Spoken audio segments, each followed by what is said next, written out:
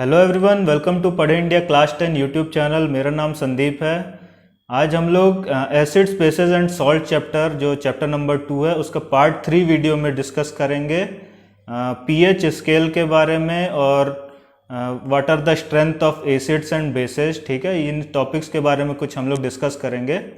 और मैं आपको बताना चाहता हूँ कि डिस्क्रिप्शन बॉक्स में मैंने एक लिंक प्रोवाइड किया है जहाँ से आप इस पूरे चैप्टर का नोट्स एक पीडीएफ फॉर्म में डाउनलोड कर सकते हैं। आप कैसे यूज़ करना है इस पीडीएफ को आपके ऊपर है। वैसे मैंने कुछ तरीके भी बताए हैं इस वीडियो में, आप उनको भी फॉलो कर सकते हैं। ठीक है, तो स्टार्ट करते हैं part 3 video chapter acid basis and salt का। ठीक है, ये चैप्टर नंबर 2 है क्लास 10 साइंस के एनसीईआरटी बुक में। तो पिछला पार्ट 2 में मैंने आपको बताया था कि कैसे acids and basis different type of substances से रिएक्ट करते हैं। ठीक, जैसे कि metallic oxide, non metallic oxide, फिर आपका carbonate, hydrogen carbonates, acid and bases अपने आपस में कैसे रिएक्ट करते हैं, वाटर सॉल्यूशन में क्या होता है उनका। ठीक है, आप जा करके ये सब पार्ट 2 वीडियो में चेक कर सकते हैं। और इस वीडियो में मैं आपको बताऊंगा कि how strong are acids and bases in solution. ठीक है, मतलब एसिड्स एंड बेसिस का स्ट्रेंथ कैसे हम लोग नापते हैं, ये पीएच स्केल क्या होता है आखिर। ठीक है, पीएच स्केल क्या होता है, ये पीएच स्केल यहाँ पे एनसीईआरटी बुक में आपका दिया हुआ है। ठीक, फिर जो पीएच स्केल है ये डेली लाइफ में हमें कहाँ कहाँ दिखने मिलता है, जैसे कि प्लांट्स और एनिमल्स पे क्या इफेक्ट रहता है पीएच स्केल, पीएच का। ठीक है, हमारे सॉइल का पीएच क्या होना चाहिए एक हेल्दी सॉइल के लिए, ह्यूमन डाइजेस्टिव सिस्टम का पीएच क्या होता है, माउथ में क्या पीएच रहता है हमारे। ठीक है, और उसका क्या इफेक्ट रहता है। ये पीएच जो रहता है, जो एसिड्स एंड बेसिस रहते हैं, ये सेल्फ डिफेंस में अपना एनिमल्स एंड प्लांट यूज़ करते हैं। ठीक है, इसके भी हम लोग एग्जांपल्स देखेंगे। तो स्टार्ट करते हैं, how strong are acids and base solution. ठीक है, एसिड एंड बेस सॉल्यूशन का स्ट्रेंथ कैसे पता करते हैं। ठीक है, तो यूनिवर्सल इंडिकेटर क्या होता है। देखिए, ये यूनिवर्सल इंडिकेटर ये एक मिक्सचर ऑफ सेवरल इंडिकेटर्स रहता है। ठीक है, ये बहुत सारे इंडिकेटर्स का एक मिक्स टाइप का बना के एक पेपर बनाया जाता है। ठीक है, जो डिफरेंट हाइड्रोजन आयन कंसंट्रेशन के हिसाब से डिफरेंट तरीके से कलर शो करता है। ठीक है, सपोज करिए कोई एक सॉल्यूशन है जिसमें कि हाइड्रोजन आयन कंसंट्रेशन काफ़ी ज़्यादा है। ठीक है, मतलब वो काफ़ी ज़्यादा एसिडिक है, सपोज करिए इस रेंज में है। ठीक है, तो उसका कलर ये डिफरेंट रहेगा। फॉर बेसिक के लिए वो डिफरेंट हो जाएगा। ठीक, अलग अलग हाइड्रोजन आयन कंसंट्रेशन के लिए अलग अलग ये कलर शो करता है। ठीक है, तो इसको हम लोग यूनिवर्सल इंडिकेटर कहते हैं। तो देखते हैं पीएच स्केल क्या होता है। ठीक है, पीएच स्केल क्या होता है, यहाँ पे पी स्टैंड करता है पी फॉर पोटेंस। ठीक है, P for potence which is power in German, means ये जो पोटेंस वर्ड है ये एक जर्मन वर्ड है, इसका मीनिंग होता है पावर। ठीक है, and pH scale is a scale for measuring hydrogen ion concentration in a solution. ठीक है, हाइड्रोजन आयन का कंसंट्रेशन को पता किया जा सकता है पीएच स्केल से। ठीक, तो कोई भी सॉल्यूशन रहता है अगर उसका पीएच अगर 7 आ रहा है तो ये हो जाता है न्यूट्रल सॉल्यूशन। ठीक, और पीएच जैसे जैसे कम होते जाता है, लेफ्ट साइड में शिफ्ट होते जाता है पीएच 0 और 1 के साइड में, तो ये एसिडिक हो जाता है। ठीक है, ये एसिडिक सॉल्यूशन रहता है। और इस साइड जैसे शिफ्ट होता है पीएच तो ये अल्कलाइन हो जाता है। ठीक है, अल्कलाइन या फिर बेसिक बोल सकते हैं।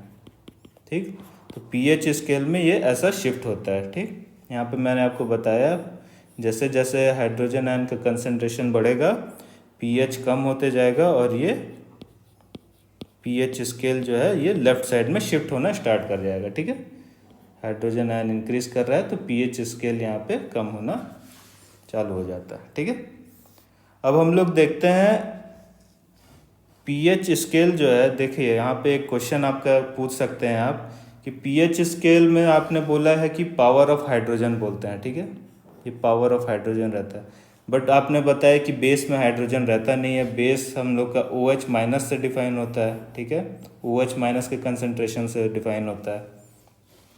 तो देखिए, यहाँ पे आप एक क्वेश्चन पूछ सकते हैं, scale for pH scale is scale for hydrogen ion in solution, then how to know pH for bases. ठीक है, यहाँ पे आपको एक चीज़ ध्यान में रखना होगा कि कोई भी एसिड हो या फिर कोई भी बेस हो उसमें हाइड्रोजन आयन और OH माइनस आयन ये रहता ही है, ठीक है।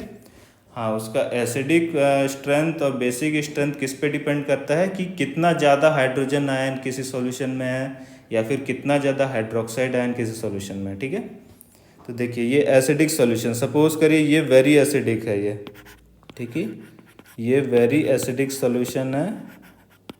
यहाँ पे आप देखेंगे ये H का कंसंट्रेशन है, जो हाइड्रोजन आयन का कंसंट्रेशन वो बहुत ज़्यादा है, OH का बहुत कम है, ठीक है। और जैसे जैसे आप न्यूट्रल की तरफ बढ़ते जाएंगे और बेसिक में शिफ्ट हो जाएंगे, यहाँ पे देखेंगे H का हाइड्रोजन आयन का कंसंट्रेशन बहुत कम होते जा रहा है और OH माइनस यहाँ पे डोमिनेट करते जा रहा है, ठीक है।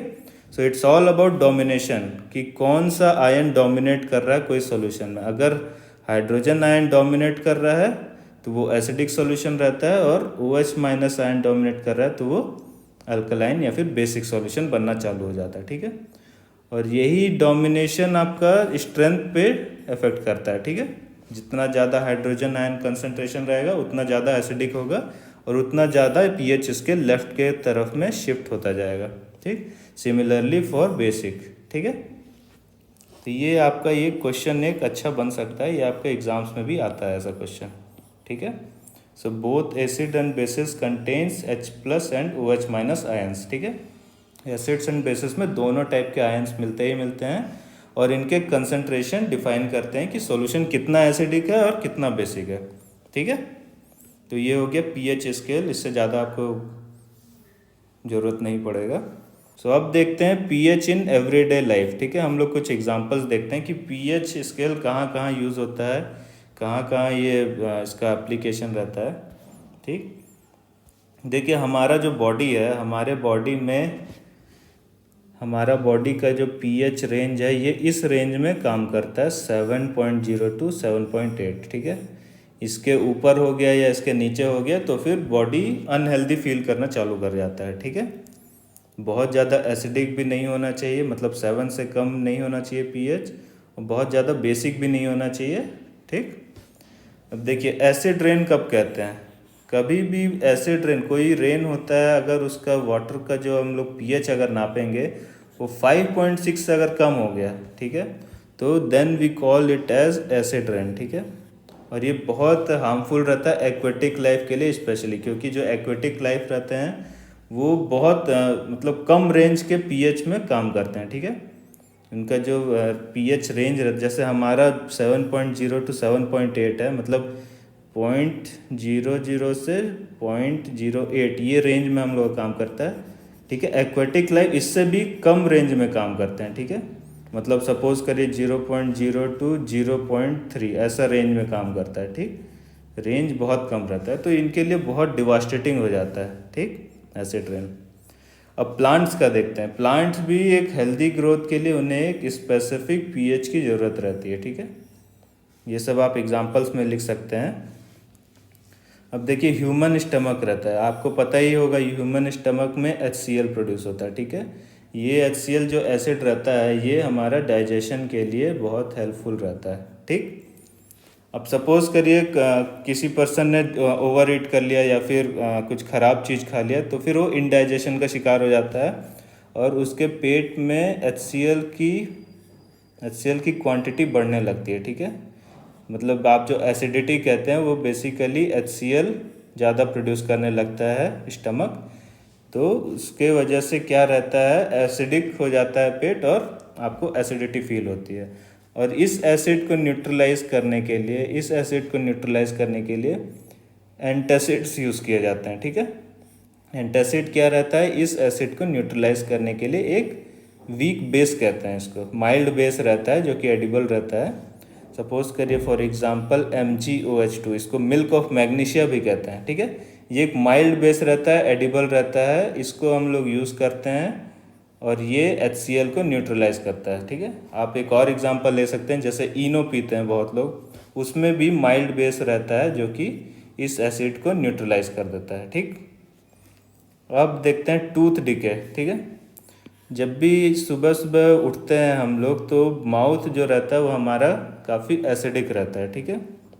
ब्रश करने से पहले जो माउथ रहता है वो एसिडिक ही रहता है, क्योंकि जो आपने रात में खाना खाया या फिर कुछ भी आपने खाया है वो रात भर कुछ अगर पार्टिकल्स रह गए हैं उस फूड के, तो जो बैक्टीरिया है उनसे रिएक्ट करके आपके माउथ में जो बैक्टीरियाज रहते हैं वो उन रिमेनिंग फूड आइटम से रिएक्ट करके एक माइल्ड एसिड बनाते हैं, ठीक है, जिसके कारण माउथ एसिडिक हो जाता है, ठीक।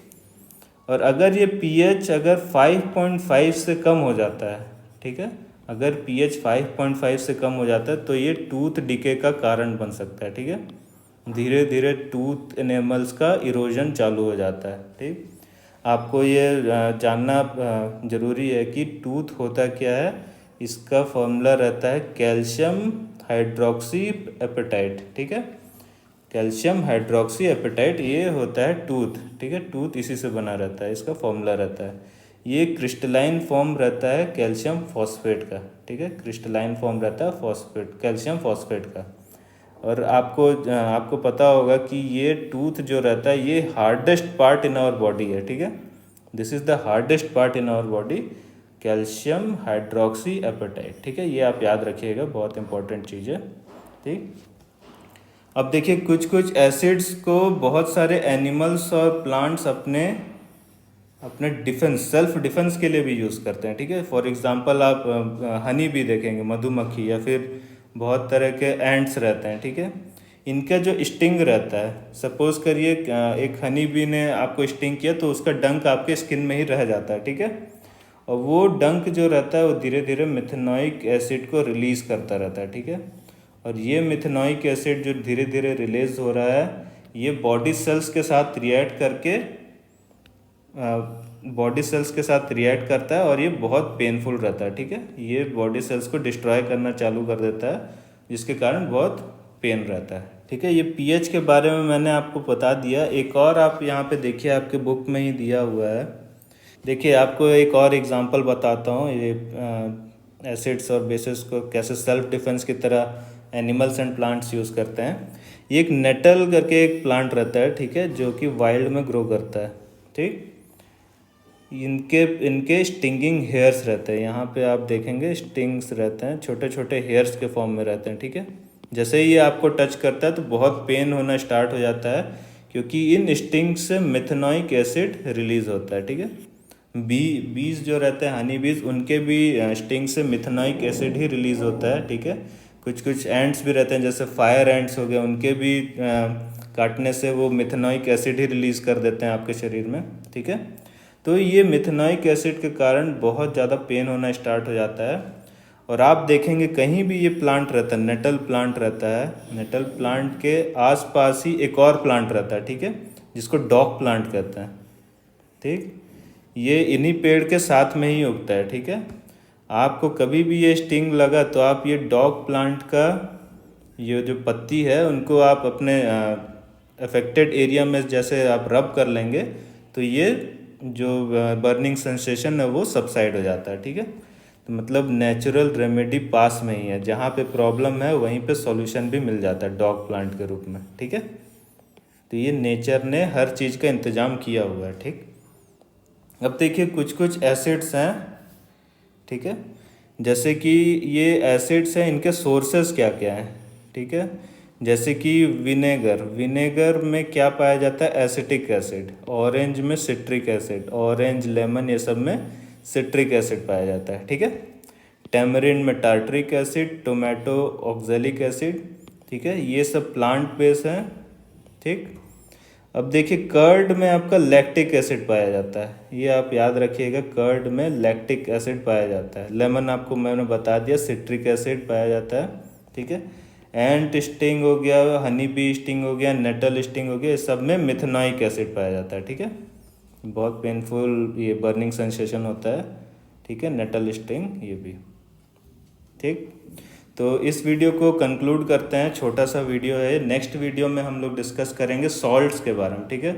सॉल्ट्स क्या होते हैं, डिफरेंट टाइप्स ऑफ सॉल्ट्स क्या होते हैं, एग्जांपल्स, ठीक है। जैसे कि आपका ये बेकिंग पाउडर हो गया, बेकिंग सोडा, फिर प्लास्टर ऑफ पेरिस क्या रहता है, ठीक है, ब्लीचिंग पाउडर कैसे बनता है, ये सब हम लोग नेक्स्ट वीडियो में डिस्कस करेंगे, ठीक है। आप ये नोट्स को आप डिस्क्रिप्शन बॉक्स में लिंक में जाएंगे तो आप ये नोट्स को पीडीएफ फॉर्मेट में डाउनलोड कर सकते हैं। ये नोट्स को आप कैसे भी यूज़ कर सकते हैं, जैसे कि मैंने आपको पिछले 2 वीडियो में बताया है कि कैसे इस नोट्स को यूज़ किया जा सकता है। आप प्रिंट आउट ले लीजिए इस पीडीएफ का वन साइड में और ब्लैंक रखिए पीछे वाला साइड कोई भी पेपर का, ठीक है। उसमें आप जो ब्लैंक साइड है वहाँ पे आप अपना एक्स्ट्रा पॉइंट जो भी आप नया चीज़ जो इस नोट्स में नहीं दिया हुआ है उसको आप ऐड करिए, ठीक है। आपका कोई डाउट या क्वेश्चन अराइज होता है तो उसी पेज के बैक साइड में जो ब्लैंक है वहाँ पे लिखिए, ठीक है। और आप वही डाउट्स आप कमेंट बॉक्स में भी पूछ सकते हैं कि ये डाउट है, तो मैं उसको ज़रूर क्लियर करूँगा। आप इस वीडियो को लाइक करिए, सब्सक्राइब करिए, अपने फ्रेंड्स के साथ शेयर करिए, ठीक है। Thank you.